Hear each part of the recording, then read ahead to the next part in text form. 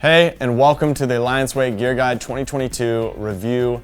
I'm Cole, and today we have the Velvet Soft Pop Wakesurfer in front of us. Let's dive into it.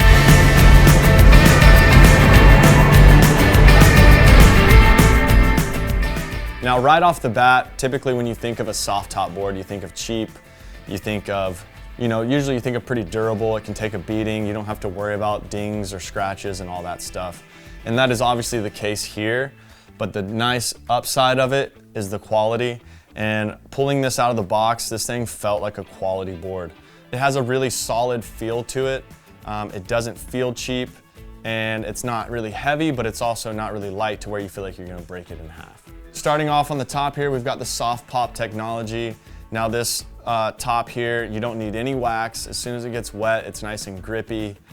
So you just pull it out and you go, no worries. Also on the top here, we've got a little kicktail here, so it's easy for your back foot to find exactly where it needs to be. As far as the shape goes, I really like these shapes. You've kind of got more of a pintail here at the back, and to me, I like that. You don't get as much drive, but I don't think that's what this board is made for. The pintail makes it easy for it to turn and maneuver around. As far as the size of this board though, it's got plenty of volume. Honestly, to me, this is a 5-foot board.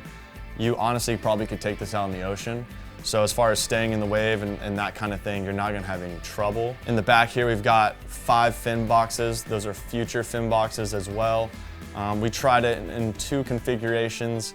You got the classic thruster. You could go quad. You could just go twin fin, or my favorite that we tried out was the single fin, and I think that pairs really well with this board. When you get a board kind of like this shape, it's kind of a nose rider. You're cruising around, you're not trying to air out, you're trying to just kind of get steezy and pleasy out there, right? So that single fin helps you get those nice smooth bottom turns and really dig that nose and just pivot super easy. And that's the way I like this board. You guys can try out however you want, but that's what we found to be the most fun. On the bottom here, it definitely looks just like a real surfboard. It also feels like it. I know that the board's vacuum sealed, so you get a nice solid bond. Overall, just the build quality of this board is really nice.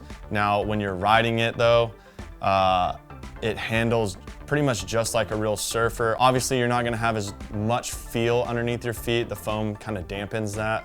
But I think that if you're trying to get a board that's gonna last you all year and you don't have to worry about it, but it's still gonna be quality and perform, then I think this is a really good option. Now, kicking off the categories for this bad boy, we're gonna go with stays in wave, and we go 1 through 10. With all the categories we do, 1 means it's a struggle, it's not staying in the wave at all. 10 means it's super fast, it's almost out of control. The Darkslide itself is just very buoyant. Typically with any foam top, you're gonna have that kind of buoyancy with that board. So plenty of volume, plenty of speed with this board. It is on the faster side. And I wouldn't say it's crazy fast, but it's definitely fast to where it's really effortless to do what you want to do on this board. You can walk up on the nose, you can play around on it, you can hang 5 off the nose and just do what this board's intended to, and it's intended to cruise around and be super effortless for you.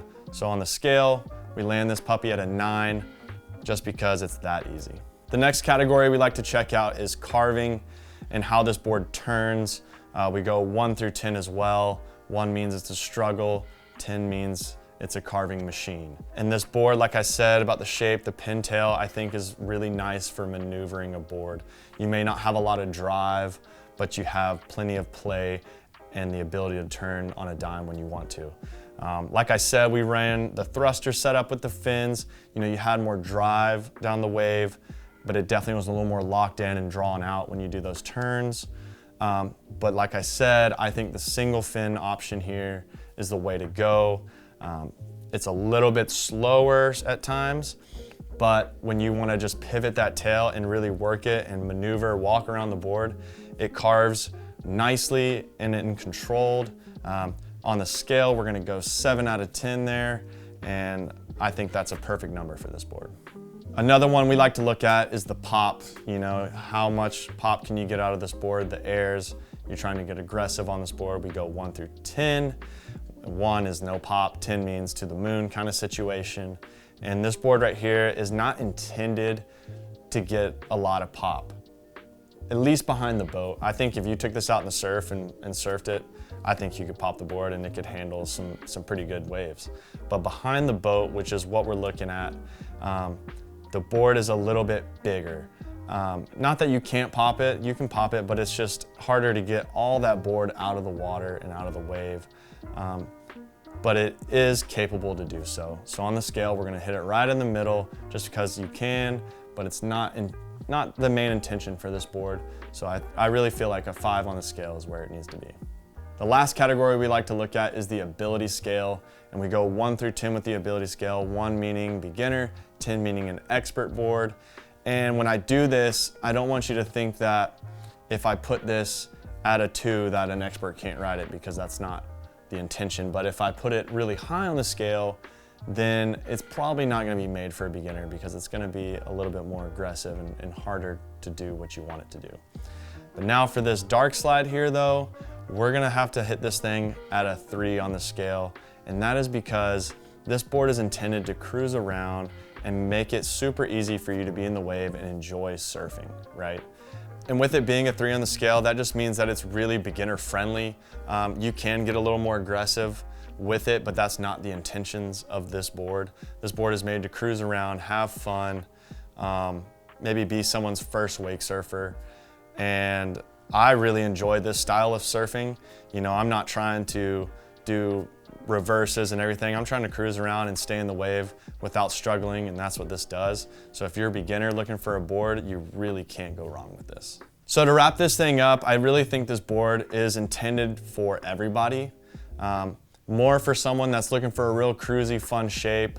I'm even excited to take all the fins off and go for a finless sesh. But honestly, if you're a beginner looking for your first board, or you just bought a boat and you need a board that anybody can ride and you don't want to worry about someone digging up your new board, this is going to be the tank that's going to get it done. So if this is something that interests you and you want to check out all the size options, a little more info, there is a couple other models they have out there. Head over to velvetwake.com and check them out. If you guys want to like and subscribe so you don't miss out on all the future reviews we've got coming out, please do so.